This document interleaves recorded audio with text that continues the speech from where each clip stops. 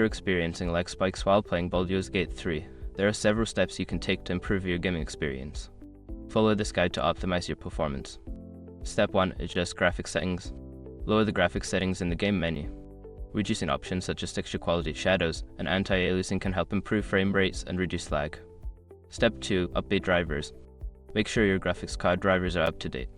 Visit the manufacturer's website NVIDIA, AMD, or Intel to download and install the latest drivers for optimal performance. Step 3. Close background applications.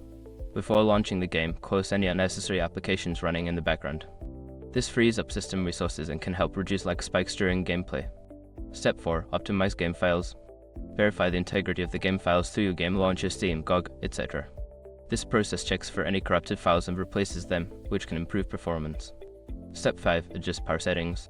Change your computer's power settings to high performance. This setting ensures that your CPU and GPU are running at their maximum potential, which can help minimize lag during gameplay. By following these steps, you should see an improvement in lag spikes while playing Baldur's Gate 3. Enjoy your gaming experience.